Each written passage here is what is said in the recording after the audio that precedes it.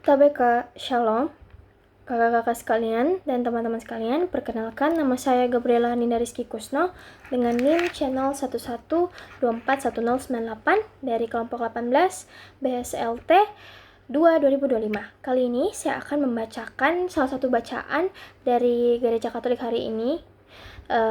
Tapi kali ini saya akan bacakan bacaan Injil saja dan akan menghubungannya dengan bagaimana sih caranya mewujudkan menjadi pemimpin yang adaptif dan inovatif di era digitalisasi dan penuh dengan teknologi ini. Kita baca. Untuk bacaan Injil pada hari ini diambil dari Injil Lukas 5 ayat 1-11. Inilah Injil suci menurut Lukas. Sekali peristiwa, Yesus berdiri di pantai danau Genesaret. Banyak orang mengerumuni dia hendak mendengarkan firman Allah. Yesus melihat 2 buah perahu di tepi pantai. Nelayan-nelayannya telah turun dan sedang membasuh jalannya. Yesus naik ke dalam salah satu perahu itu, yaitu perahu Simon, dan menyuruh dia supaya menolakkan perahu itu sedikit jauh dari pantai. Lalu Yesus duduk dan mengajar orang banyak dari atas perahu. Setelah selesai berbicara, Yesus berkata kepada Simon, "Bertolaklah ke tempat yang dalam dan tebarkanlah jalamu untuk menangkap ikan." Simon menjawab, "Guru, telah sepanjang malam kami bekerja keras dan kami tidak menangkap apa-apa. Tetapi karena perintahmu, aku akan menebarkan jala juga."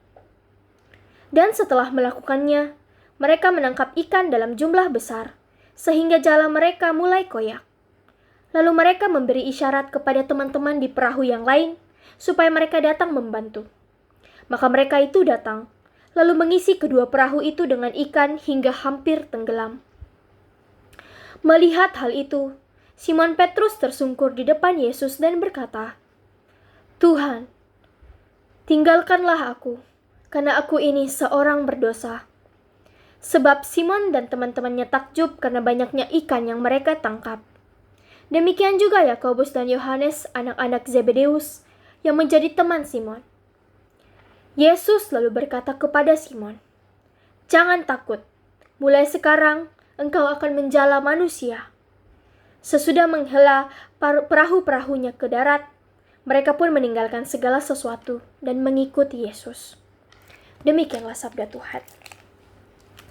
Oke, TBK lanjut saya akan bahas soal pesan singkatnya mengenai bacaan Injil tadi dihubungkan dengan mewujudkannya sebagai pemimpin yang adaptif dan inovatif. Jadi pertama-tama kita lihat dulu bagaimana sih sikap Yesus yang menjadi pemimpin di bacaan Injil tadi. Dikatakan di bacaan Injil tadi bahwa Yesus duduk dan mengajarkan orang banyak dari atas perahu. Nah, di situasi Injil ini itu murid-muridnya sedang kesusahan. Murid-muridnya ini adalah Simon Petrus, Yakobus dan Yohanes, anak Zebedeus. Mereka ini kesusahan mencari ikan. Tetapi apa? Tetapi mereka percaya kepada Yesus dan mengikuti Yesus. Setelah dia mempercayai Yesus, mereka mendapatkan berkat. Padahal mereka tidak menerimakan ikan sepanjang malam tadi. Tetapi justru karena mereka percaya, mereka mendapatkan ikan-ikan tersebut.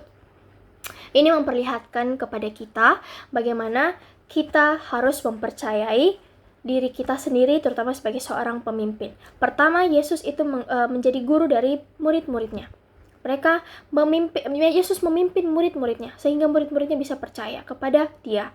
Ini sama seperti kita yang menjadi pemimpin yang adaptif dan juga inovatif. Kita harus bisa beradaptasi dengan era digitalisasi dan era teknologi yang berkembang saat ini.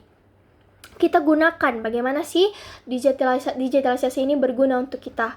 Kita bisa gunakan dengan cara kita bisa follow up teman-teman kita bisa mengarahkan teman-teman kita lewat daring. Selain itu, untuk menjadi seorang pemimpin yang inovatif, kita itu bisa memberikan solusi seperti kayak bantu mengajarkan bagaimana sih teknologi itu digunakan. Kita saling sharing kita sharing session dengan teman-teman yang ada di sosial media atau juga teman-teman sepekerjaan kita. Balik lagi kita bahas soal kepercayaan sebagai seorang pemimpin. Seperti murid-murid Yesus yang percaya kepada Yesus, kita juga tentu harus mengerti bagaimana di posisinya Yesus. Kita harus meneladani Yesus sebagai seorang pemimpin yang baik. Yesus menemani murid-muridnya selama di perahu. Yesus mengajarkan murid-muridnya. Karena murid-muridnya percaya.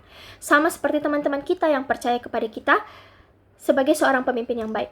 Kita tentu tidak akan mengecewakan mereka. Kita akan berusaha penuh bagaimana kita akan berusaha menjadi pemimpin yang tentunya adaptif dan inovatif di era digitalisasi ini. Kita gunakan digitalisasi ini dengan baik. Jangan gunakan untuk menyebarkan berita bohong, jangan digunakan untuk menyebarkan ujaran kebencian, jangan saling caci maki. Kita harus gunakan sebaik-baiknya dengan bijak dan tanggung jawab.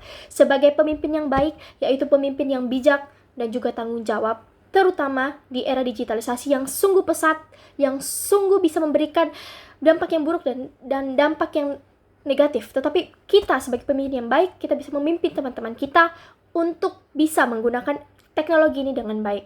Kita sama-sama menggunakan ini ke arah yang baik dan sama-sama bekerja sama di digitalisasi dengan menggunakan teknologi ini. Oke, TBK, Shalom, sedemikian dari saya. Bila ada kata-kata yang salah dan kurang, minta maaf. Shalom, Tuhan Yesus memberkati.